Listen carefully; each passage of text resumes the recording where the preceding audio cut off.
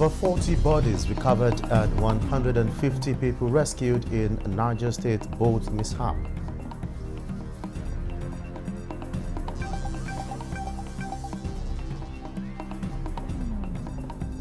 Borno State government confirms outbreak of cholera in the state.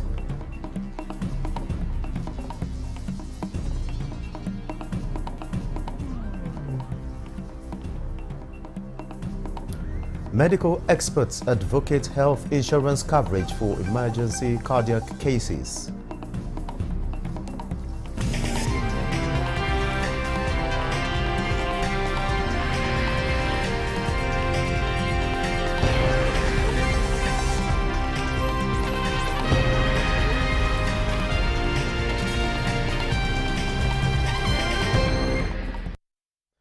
Hello and welcome to the news desk at 3 on Nta News24.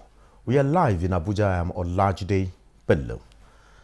More than 40 bodies have so far been recovered and about 150 people rescued, while scores are still declared missing in the River Niger boat mishap, which occurred in Bajibo, a community in Mokwa local government area of Niger State.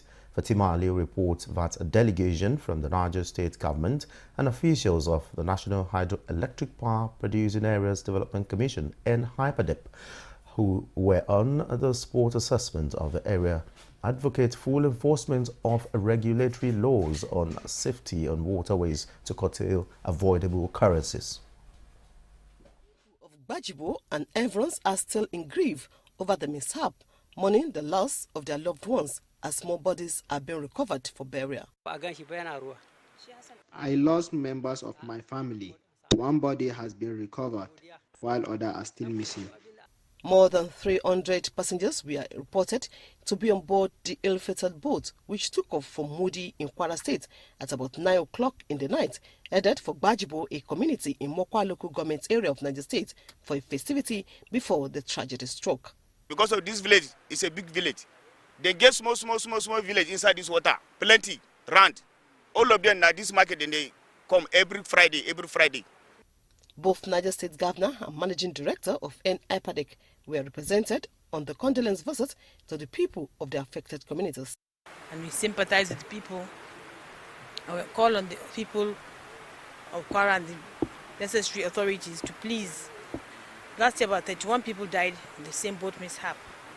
And that was when we told them that even traveling at night while the boat was not even allowed, the law has stated it. And the people here have been able to abide by that, which I'm pleased to say.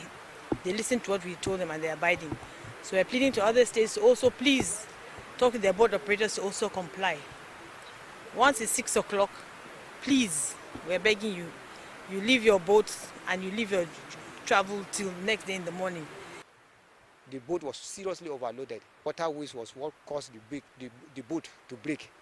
So I think what we are going to work upon now is to collaborate with the state to provide a law from this House of Assembly, all our member states, because we believe the regulators of this, the boat users, drivers, we are not doing enough. If there is a serious law that will make them not to carry overload, make them not to travel in the night, I think all these boat mishaps will come to an end. NHYPADEP reiterates its commitment to ensuring safety on waterways through its sensitization programs and award of contracts for the removal of logs on waterways from Bajibo in Niger to Kebbi State. Relevant authorities are, however, advocating for more collaborative efforts between agencies responsible for safety on water transportation to provide more life jackets and enforcement of enabling laws to curtail disasters. Fatima Liu, Nta News. The Commissioner for Health and Human Services, Professor Baba Malam Ghana, at a press briefing in Maiduguri, says out of the 200 samples sent for testing, 17 returned positive. Professor Baba Malam Ghana attributes the outbreak to the recent flood disaster that ravaged parts of the state, with Jere, Mafa, Konduga, Dikwa and NML local governments making up the 17 confirmed cases, although no vet has been recorded. The state government has therefore declared immediate response to control the outbreak as partners and humanitarian agencies like the WHO, MSF have put in place facilities to handle suspected cases. The Commissioner also noted that about 400,000 vaccines have been made available. And joining me to talk more on the cholera outbreak in Maiduguri is our correspondent, Fatima Isa. Fatima, good afternoon. Okay. Afternoon. Yeah, many thanks.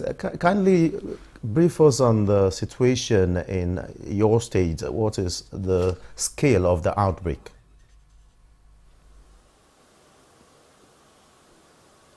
Well, actually, as you've said it earlier on, the Borno State government earlier on today has confirmed a cholera outbreak in the state with 17 cases from 5 local government areas so far. That's the Mafa, Kwandaga, Jere, MMC, a local government area. And this was confirmed by the Commissioner for Health, Professor Baba Malangana, at the early hours of today during a press briefing, which he attributed the outbreak to the for Maiduguri and environs, displacing 2 million people and also resulting to contamination. With me here is the Commissioner for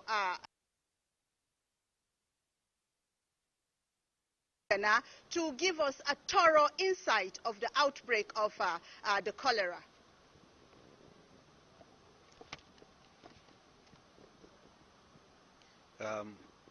Good afternoon, viewers, and thank you for asking me this question. Cholera is a disease that's waterborne, and it spreads through water, and seen over the last few weeks. Maiduguri was submerged by water as a result of faulty dam. And this has remained stagnant in most parts of Maiduguri, and this was a prelude to, the outbreak of. We prepared for this in the sense that we created 4 hospitals where these cholera victims could be taken to whenever the cholera broke out. Now. As of today, we have got 17 confirmed cases from the National Reference Laboratory from Abuja in terms of persons. Suspected cases, which presentation was acute watery diarrhea, which is the commonest way. Rapid diagnostic test, which is RDT for short. Out of these, 128 were suspicious, and therefore we sent them to the laboratory in Abuja, which has now confirmed only 17. To the 17 patients or the victims have been.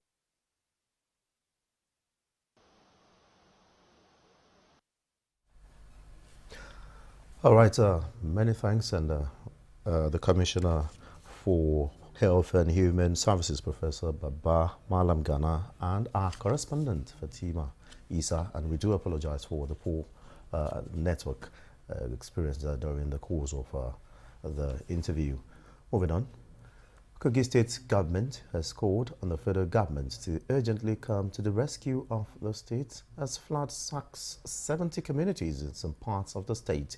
Deputy Governor of the state, Salifu Oyibo, made the appeal while inspecting a Deha community in Kogi local government area, which was affected by the flood. Oyibo, who is the state chairman, 2024 Flood Disaster Response Committee, expressed joy that no life was lost, with most of the affected communities moved to the internally displaced persons camps, though the number of damaged property, including farms, are yet to be ascertained.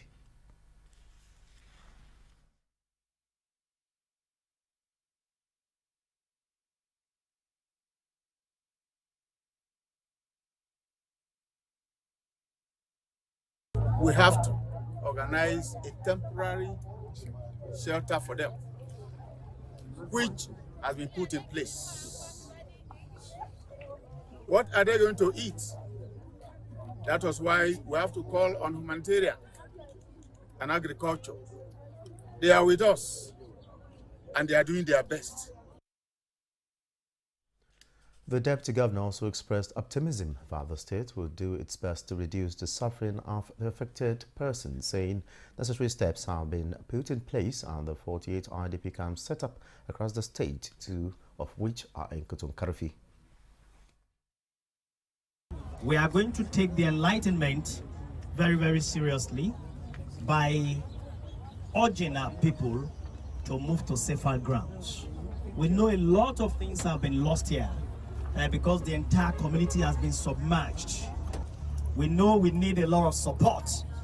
His Excellency is going to talk and is going to address the world here, but we are calling on the NEMA and other agencies to come to our rescue. The chief of Nta community, Abdullahi Isa, who commended the state government for its promptness in visiting them, also corroborated the deputy governor's plea for help. The deputy governor was also at the palace of the Ohimege of Kutunkarfi to intimate the traditional rulers of the state government's efforts in handling the flood disasters. As part of measures to avert reoccurrence of the devastating flood witnessed in recent times, Borno State government has warned citizens not to rebuild houses and other structures along waterways. Governor Babagana Umara Zulum handed down the warning in Maiduguri while assessing damage done to bridges within the state capital and environs. Mohammed Goni reports. Governor Zulum, alongside the State Commissioner for Works, inspected bridges within Maiduguri and environs affected by the recent flood with a view to ascertaining the extent of damage done to the structures. Governor Babagana Umara Zulum expressed concern over the level of devastation done to the bridges, saying though the flood was as a result of the collapse of Alo Dam, the magnitude of damage done was due to building of illegal structures on waterways. But people decided to violate all rules and regulations that were established in construction of houses and other buildings. We shall very soon constitute a committee. The committee will recommend appropriate measures. The governor directed the Ministry of Works and Borno State Geographic Information Service as well as the flood committee to work out modalities on how to prevent reconstruction of houses along riverbanks. State government, he said, will collaborate with federal government and the Northeast Development Commission to rebuild the bridges. In Maiduguri, Mohammed Goni, Nta News. You're watching the news desk at 3 on Nta News 24. More reports when we return.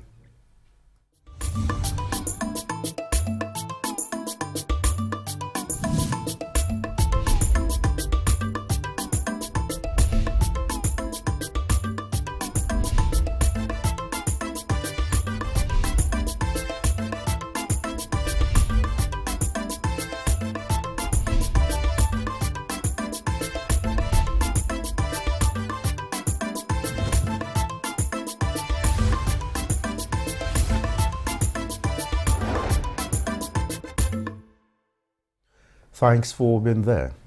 Entrenching a collaborative, comprehensive cardiac care as part of efforts at pushing for healthy health promotion. Guests, Good Morning Nigeria say, can reduce death from cardiovascular diseases. The guests also advocate health insurance coverage for emergency cardiac cases. Lydia Sampson reports. Treating and managing heart diseases, guest on Good Morning Nigeria noted, is quite expensive and in other climes is covered by health insurance. Unfortunately, high blood pressure, which predisposes to most heart conditions, the experts say are usually without symptoms. What hypertension does is that it affects those pipes, he calls them the pipes, that lead blood out of the heart. It affects them so much so that the heart muscle begins to get thickened as a way of, responding to the fact that the heart will be pumping against a very high and elevated pressure. Around the world, we know that heart disease is perhaps the leading cause of death around the world, and Nigeria is no exception. And it's beginning to play a very important role. We've seen recent evidences, recent people dying even on TV, even in National Assembly, and it's something that all of us need to take full cognizance of, especially here in Nigeria. The cardiologists are clamoring for healthy heart promotion and healthy lifestyle, including exercise, lower salt intake, abstaining from smoking and alcohol. It depends on when you catch the patient. If a child has a hole in the heart and you fix it at that time, that hole has not had untoward effects on that heart. Will have a normal lifespan. The key to cardiac diseases is actually prevention. Health promotion is the key, and then of course advocacies to government agencies and then to individuals as per the magnitude of heart diseases, how to identify them early, how to prevent them, and how to get intervention early. With multiple predisposing factors, the guests urge Nigerians to ensure regular blood pressure checks to identify and mitigate future risks to the heart, which is the most critical organ for human survival. In Abuja, Lydia Samson, Nta News. The Nigerian Air Force will continue to make significant strides in indigenous military manufacturing as part of its broader strategy to enhance national security and self-reliance. The Chief of the Air Staff, Air Marshal Hassan Abubakar, stated these at the Defense and Services Transformation and Innovation branches of the Armed Forces of Nigeria seminar. The report. Air Marshal Abubakar emphasized the need to adopt innovation to address evolving security challenges with the ongoing initiatives aimed at boosting the NAF's operational capabilities. The Chief of the Air Staff revealed that NAF is in the final stages of negotiating a technology transfer agreement with Besel Zenit Prom of Serbia for the acquisition of 57mm rocket technology to significantly enhance Nigeria's ability to manufacture advanced rocket systems, strengthening the nation's armament capabilities. The NAF is collaborating with UA Vision of Portugal to fully operationalize the Segumi unmanned aerial vehicle within Nigeria with a view to provide a crucial boost to the NAF's surveillance and reconnaissance capabilities and enabling more effective monitoring of national airspace. Air Marshal Abubakar also outlined several research and development projects nearing operationalization, including the ultrasonic solar bird scare cannon device designed to protect vital installations and the rapid response operation geo-coordination device, which will improve field communication and coordination. The Nigerian Air Force is developing the Tactical Mobile Combat Smart Helmet, an advanced protective gear designed to enhance situational awareness in combat, and is moving towards local production of general-purpose machine gun ammunition links and 250 kg bomb impact fuses. The Chief of Transformation and Innovation, Air Vice Marshal Adeni Amesinlola, highlighted the branch is not only focused on developing cutting-edge technologies and modernizing operational processes, but also on fostering a culture of innovation across all levels of the Air Force. The Defense Headquarters and Services Transformation and Innovation branches of the Armed Forces of Nigeria convene quarterly to review the progress of ongoing transformation initiatives within the Nigerian military. Olajide Bello, Nta News. The Federal High Court sitting in Abuja has given an order prohibiting the Directorate of Road Traffic Service, also known as the Vehicle Inspection Office (VIO), from stopping vehicles on the road, impounding or confiscating them and imposing fines on motorists.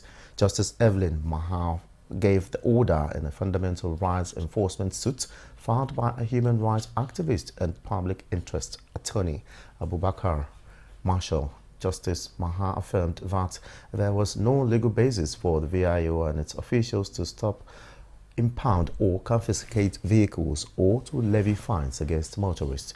The order also extends to the Director of Road Transport, the Area Commander in Jabi and the Team Leader in Jabi, with the Minister of the Federal Capital Territory.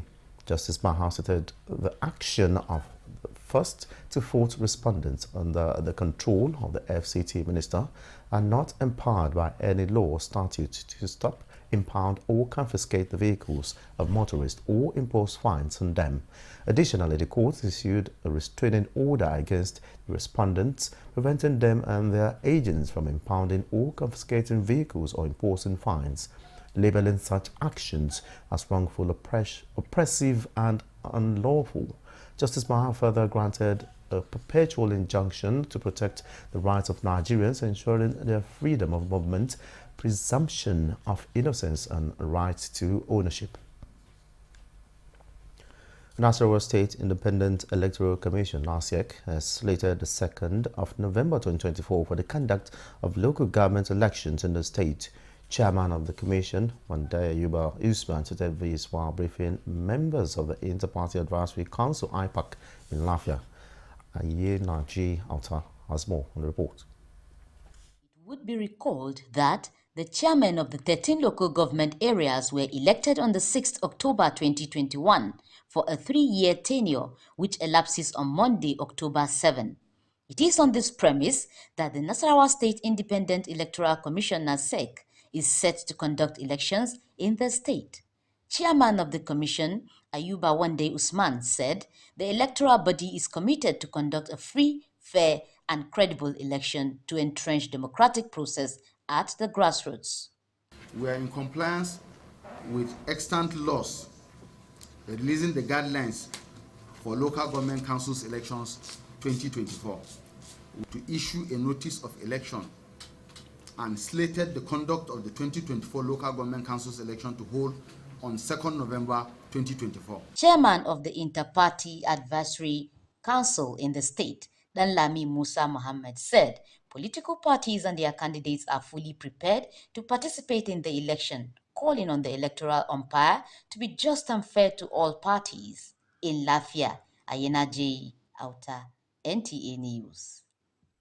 The Renewed Hope Youth Alliance has urged Nigerian youth to embrace the roles of ambassadors of positive change and rally round President Bola Tinubu towards achieving a brighter future for the nation. The national coordinator of the alliance, Awonifa Opeoluwa, made the call while briefing newsmen in Abuja. Awonifa said several youth empowerment programs of the current administration is a testament to the president's commitment to nurture future leaders.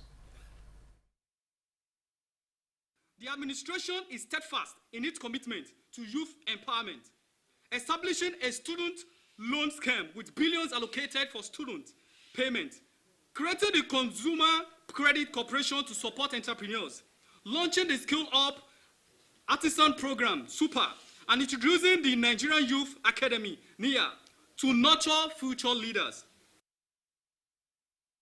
The group observed that economic reforms by the administration have produced impressive results, including doubling of government revenues to over 9.1 trillion naira, and increasing oil production to 1.6 million barrels per day.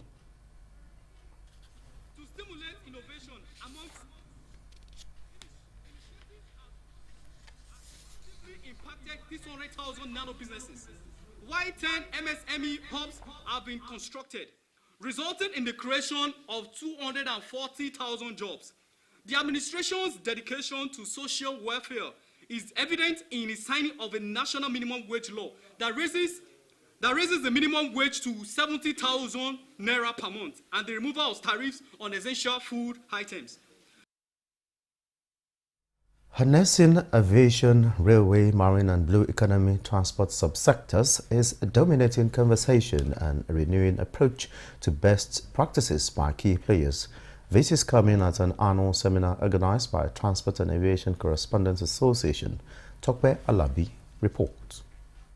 In many countries, transportation accounts for 6 to 12% of the gross domestic product, but in Nigeria, it is between 3.4 and 5.9%. This conversation by Abuja Transport and Aviation Correspondents understands mobility as one of the key components that network the transport sector with the economy. We are talking about the CNNG, the LNNG, the AKK, cycling, and other non-fuel transport. We will explore a possible network and potential partners that can transform the transportation business and open doors to future collaborations And discussants at this seminar, including the Minister of Transportation, believe harnessing the potential is key to the function of all layers of the economy. You must therefore remain committed, diligent, and professional in discharging your public informative disseminator role to carry the teeming Nigerians along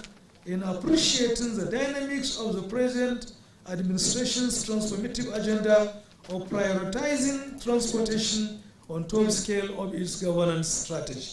The reason why you have foodstuffs being very expensive in the market is because of our transport systems.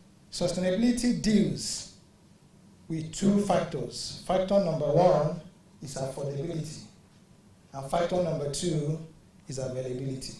There are issues around policy frameworks, passengers, freights, and information on mobility as reliable indicators of sustainable economic development.